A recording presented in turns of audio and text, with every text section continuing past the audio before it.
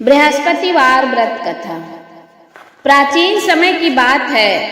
एक बड़ा ही प्रतापी तथा दानी राजा था। वह प्रत्येक गुरुवार को व्रत रखता एवं पूजा करता था। यह उसकी रानी को अच्छा नहीं लगता। ना वह व्रत करती और ना ही किसी को एक पैसा दान में देती। राजा को भी ऐसा करने के लिए मना किया करती। एक समय की बात है कि राजा शिकार खेलने वन को चले गए। घर पर रानी और दासी थी। उस समय गुरु बृहस्पति भगवान साधु का रूप धारण कर राजा के दरवाजे पर भिक्षा मांगने आए। साधु ने रानी से भिक्षा मांगी तो वह कहने लगी, हे साधु महाराज, मैं इस दान और पुण्य से तंग आ गई हूँ। आप कोई ऐसा उपाय बताएं जिससे सारा धन नष्ट हो जाए और मैं आराम से रह सकूं। साधु रूपी बृहस्पति देव ने कहा, हे देवी, तुम बड़ी विचित्र हो। संतान और धन से भी कोई दुखी होता है। अगर तुम्हारे पास धन अधिक है तो इसे शुभ कार्य में लगाओ जिससे तुम्हारे दोनों लोग सुधरें। परंतु साधु की इन बातों से रानी खुश नहीं हुई। उसने कहा, मुझे ऐसे धन की आवश्यकता नहीं है जिसे मैं दान दे दूं तथा जिसको संभालने में ही मेरा सारा समय नष्ट हो जाए। साधु ने कहा, यदि तुम्हारी यही इच्छा है तो जैसा मैं तुम्हें बताता हूं वैसा करना। बृहस्पतिवार के दिन तुम घर को गोबर से लीपना, अपने केशों को पीली मिट्टी से धोना, केशों को धोते समय स्नान करना, राजा से हजामत बनाने को कहना, भोजन में मांस मदिरा खाना, कपड़ा धोबी के यहाँ धुलने डालना। इस प्रकार 7 बृहस्पतिवार करने से तुम्हारा समस्त धन नष्ट हो जाएगा। इतना कहकर साधु बने बृहस्पति देव अंतर्धान हो गए। साधु के कहे अनुसार करते हुए रानी को केवल 3 बृहस्पतिवार ही बीते थे कि उसकी समस्त धन संपत्ति नष्ट हो गई। भोजन के लिए परिवार तरसने लगा। एक दिन राजा रानी से बोला, हे रानी, तुम यहीं रहो, मैं दूसरे देश को जाता हूँ, क्योंकि यहाँ पर मुझे सभी जानते हैं, इसलिए मैं कोई छोटा कार्य नहीं कर सकता। ऐसा कहकर राजा परदेश चला गया। वह वहां जंगल से लकड़ी काट कर लाता और शहर में बेचता। इस तरह वह अपना जीवन व्यतीत करने लगा। इधर राजा के बिना रानी और दासी दुखी रहने लगी। एक समय जब रानी और दासियों को 7 दिन बिना भोजन के रहना पड़ा तो रानी ने अपनी दासी से कहा कि हे दासी, पास ही के नगर में मेरी बहन रहती है, वह बड़ी धनवान है, तू उसके पास जा और कुछ ले आ ताकि थोड़ा बहुत गुजर बसर हो जाए।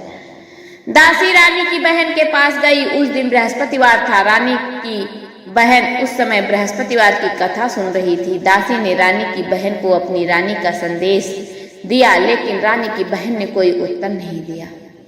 जब दासी को रानी की बहन से कोई उत्तर नहीं मिला तो वह बहुत दुखी हुई। उसे क्रोध भी आया। दासी ने वापस आकर रानी को सारी बात बता दी। सुनकर रानी ने अपने भाग्य को कोसा। उधर रानी की बहन ने सोचा कि मेरी बहन की दासी आई थी, परंतु मैं उससे नहीं बोली, इससे वह बहुत दुखी हुई होगी। कथा सुनकर और पूजन समाप्त कर वह अपनी बहन के घर गई और कहने लगी, हे बहन, मैं बृहस्पतिवार का व्रत कर रही थी, तुम्हारी दासी गई, परंतु जब तक कथा होती है तब तक ना उठते हैं और ना बोलते हैं, इसलिए मैं नहीं बोली। कहो दासी क्यों गई थी? रानी बोली, बहन, हमारे घर अनाज नहीं था। ऐसा कहते कहते रानी की आंखें भर आई। उसने दासी समेत भूखा रहने की बात अपनी बहन को बताई। रानी की बहन बोली, बहन देखो, बृहस्पति देव भगवान सबकी मनोकामना पूर्ण करते हैं। देखो, शायद तुम्हारे घर में अनाज रखा हो। यह सुनकर दासी घर के अंदर गई तो वहां उसे एक घड़ा अनाज का भरा मिल गया। उसे बड़ी हैरानी हुई क्योंकि उसे एक एक बर्तन देख लिया था, उसमें अनाज नहीं था। उसने बाहर आकर रानी को बताया। दासी रानी से कहने लगी कि हे रानी, जब हमको भोजन नहीं मिलता तो हम व्रत ही तो करते हैं, इसलिए क्यों ना इनसे व्रत और कथा की विधि पूछ ली जाए, हम भी व्रत किया करेंगे। दासी के कहने पर रानी ने अपनी बहन से बृहस्पतिवार व्रत के बारे में पूछा। उसकी बहन ने बताया, बृहस्पतिवार के व्रत में चने की दाल और मुनक्का से विष्णु भगवान का केले की जड़ में पूजन करे तथा दीपक जलाए, पीला भोजन करे तथा कथा सुने। इससे गुरु भगवान प्रसन्न होते हैं, मनोकामना पूर्ण करते हैं। व्रत और पूजन की विधि बताकर रानी की बहन अपने घर लौट आई।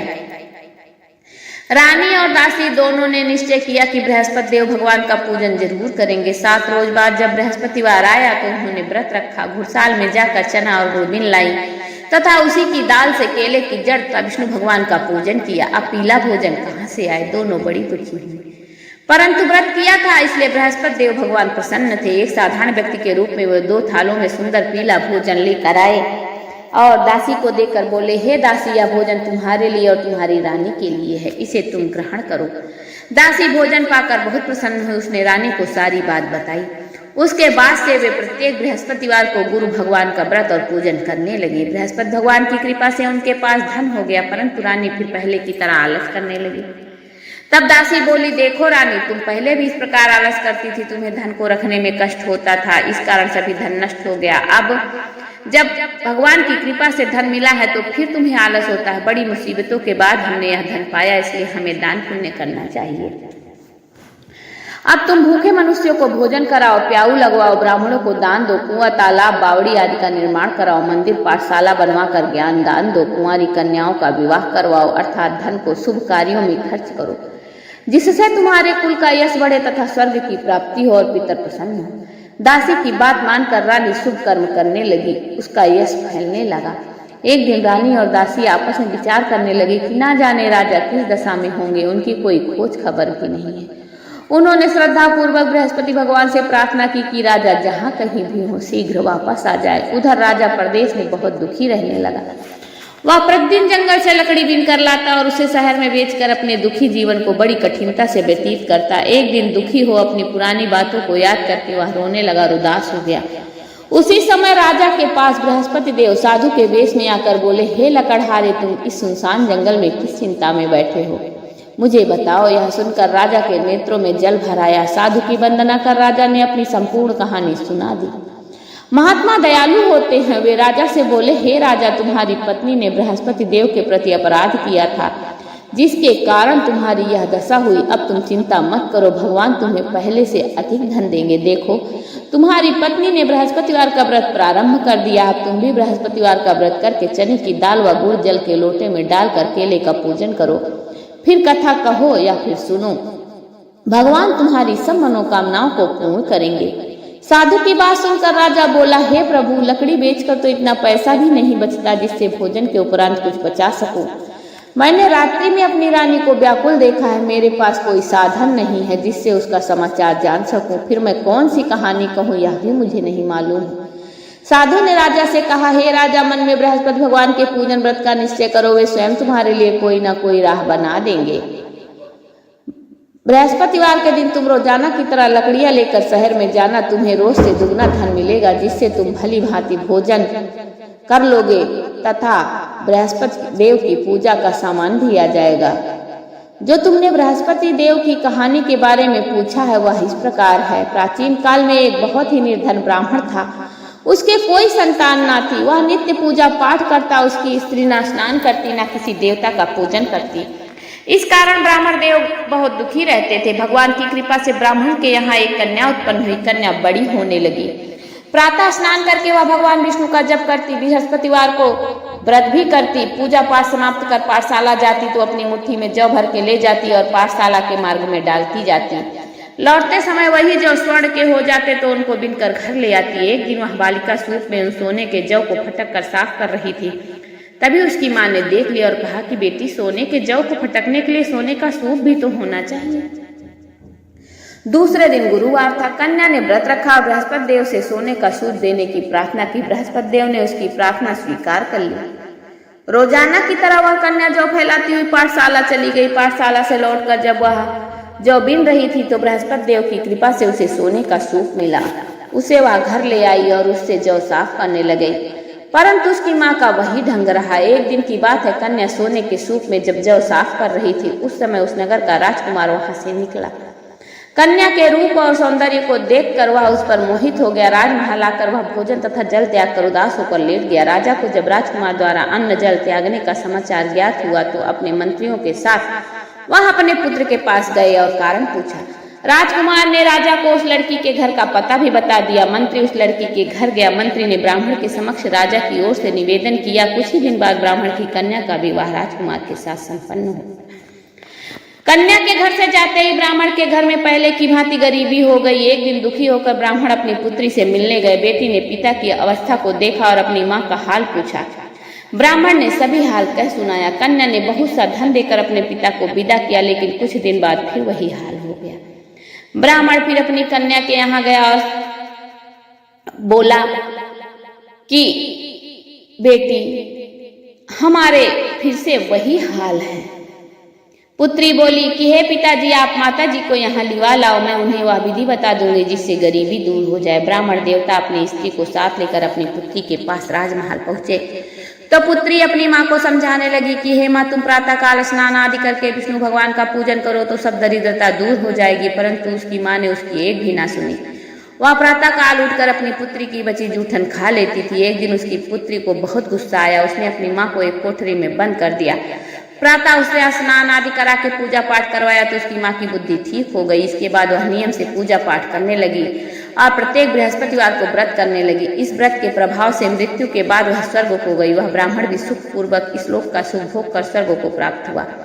इस तरह कहानी कहकर साधु बने देवता वहां से अंतर्धान हो गए। धीरे धीरे समय व्यतीत होने पर फिर बृहस्पतिवार का दिन आया। राजा जंगल से लकड़ी काटकर शहर में बेचने गया।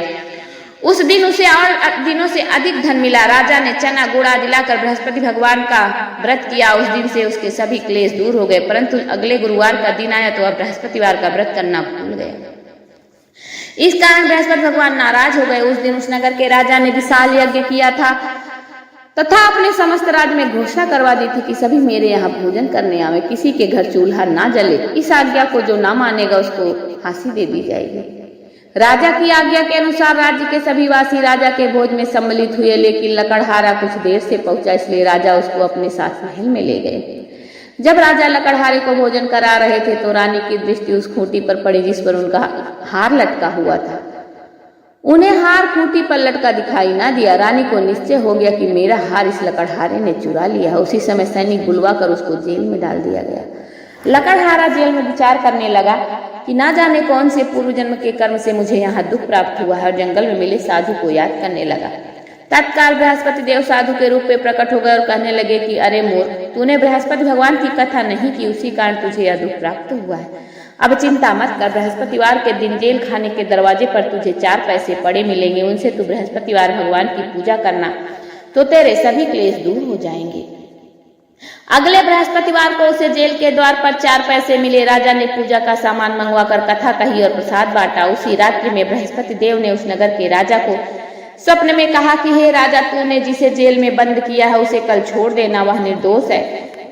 तो राजा प्रातः काल उठा और खूंटी पर हार टंगा देखकर लकड़हारे को बुलाकर क्षमा मांगी तथा राजा के योग्य सुंदर वस्त्र आभूषण भेंट कर उसे विदा किया।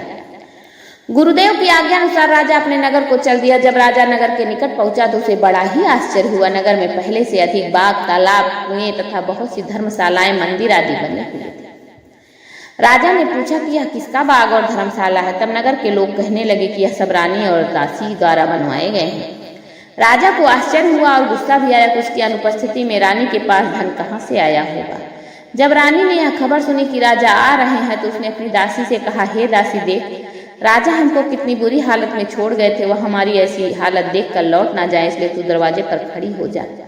रानी की आज्ञा अनुसार दासी दरवाजे पर खड़ी हो गई। जब राजा आए तो उन्हें अपने साथ महल लिवा लाई। तब राजा ने क्रोध करके अपनी तलवार निकाली और पूछने लगा, बताओ यह धन तुम्हें कैसे प्राप्त हुआ। तब रानी ने सारी कहानी कह सुनाई। राजा ने निश्चय किया कि मैं रोजाना दिन में 3 बार कहानी कहा करूंगा और रोज व्रत किया करूंगा। अब हर समय राजा के दुपट्टे में चने की दाल बंधी रहती तथा दिन में 3 बार कथा कहता। एक रोज राजा ने विचार किया कि चलो अपनी बहन के यहाँ हो आऊं। इस तरह का निश्चय कर राजा घोड़े पर सवार हो अपनी बहन के यहाँ चल दिया। मार्ग में उसने देखा कि कुछ आदमी एक मुर्दे को लिए जा रहे हैं। उन्हें रोक कर राजा कहने लगा, अरे भाइयों, मेरी बृहस्पतिवार की कथा सुन लो। वे बोले, लो हमारा आदमी मर गया, इनको अपनी कथा की पड़ी है। परंतु कुछ आदमी बोले, अच्छा कहो, हम तुम्हारी कथा भी सुनेंगे। राजा ने दाल निकाली और कथा कहनी शुरू कर दी। जब कथा आधी हुई तो मुर्दा हिलने लगा और जब कथा समाप्त हुई तो राम राम करके वह मुर्दा खड़ा हो गया। राजा आगे बढ़ा। उसे चलते चलते शाम हो गई। आगे मार्ग में से किसान के खेत में हल चलाता हुआ वह किसान दिखा। राजा ने उससे कहा कि मेरी कथा सुन लो, लेकिन वह नहीं माना। राजा आगे चल दिया। राजा के हटते ही बैल पछाड़ खाकर गिर गए तथा किसान के पेट में बहुत जोर से दर्द होने लगा। उसी समय किसान की माँ रोटी लेकर आई। उसने जब देखा तो अपने पुत्र से सब हाल पूछा। बेटे ने सभी हाल बता दिया। बुढ़िया दौड़ी दौड़ी उस घुड़सवार के पास पहुंची और बोली कि मैं तुम्हारी कथा सुनूंगी, तुम अपनी कथा मेरे खेत पर चलकर कहो। राजा ने लौटकर बुढ़िया के खेत पर जाकर कथा कही, जिसको सुनते ही बैल खड़े हो गए तथा किसान के पेट का दर्द भी बंद हो गया। राजा अपनी बहन के घर पहुंच गया। बहन ने भाई की खूब मेहमानी की। दूसरे रोज प्रातःकाल राजा जगा तो वह देखने लगा कि सब लोग भोजन कर रहे हैं। राजा ने अपनी बहन से पूछा, ऐसा कोई मनुष्य है जिसने भोजन ना किया हो, जो मेरी बृहस्पतिवार की कथा सुन ले? बहन बोली, भैया यह देश ऐसा ही है, यहाँ लोग पहले भोजन करते हैं, बाद में कोई अन्य काम करते हैं। फिर वह एक कुम्हार के घर गई जिसका लड़का बीमार था। उसे मालूम हुआ कि उसके यहाँ 3 दिन से किसी ने भोजन नहीं किया है। रानी ने अपने भाई की कथा सुनने के लिए कुम्हार से कहा। वह तैयार हो गया। राजा ने जाकर बृहस्पतिवार की कथा कही, जिसको सुनकर उसका लड़का ठीक हो गया। अब तो राजा की प्रशंसा होने लगी। एक दिन राजा ने अपनी बहन से कहा, हे बहन, मैं अपने घर जाऊंगा, तुम भी तैयार हो जाओ। राजा की बहन ने अपनी सास से अपने भाई के साथ जाने की आज्ञा मांगी। सास बोली, हाँ चली जा, मगर अपने लड़कों को मत ले जाना, क्योंकि तेरे भाई के कोई संतान नहीं है। बहन ने अपने भाई से कहा, हे भैया, मैं तो चलूंगी, मगर कोई बालक नहीं जाएगा। अपनी बहन को भी छोड़कर दुखी मन से राजा अपने नगर को लौट आया। राजा ने अपनी रानी से सारी व्यथा बताई और बिना भोजन किए वह सैया पर लेट गया। रानी बोली, हे प्रभु, बृहस्पति देव ने हमें सब कुछ दिया, वे हमें संतान भी अवश्य ही देंगे।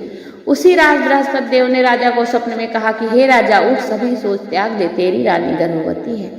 राजा को यह जानकर बड़ी खुशी हुई। 9वें महीने रानी के गर्भ से एक सुंदर पुत्र पैदा हुआ। तब राजा बोला, हे रानी, स्त्री बिना भोजन के रह सकती है, परंतु बिना कहे नहीं रह सकती। जब मेरी बहन आए तो तुम उससे कुछ मत कहना। रानी ने हाँ कर दी।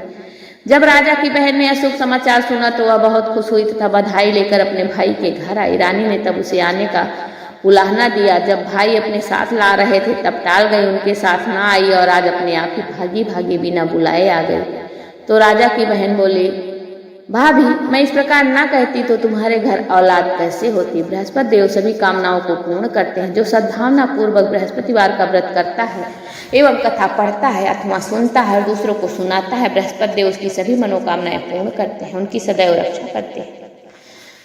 जो संसार में सद्भावना से गुरु भगवान का पूजन एवं व्रत सच्चे हृदय से करते हैं, उनकी सभी मनोकामनाएं वैसे ही पूर्ण होती हैं जैसी सच्ची भावना से रानी और राजा ने बृहस्पति देव की कथा का गुणगान किया तो उनकी सभी इच्छाएं बृहस्पति देव जी ने पूर्ण की।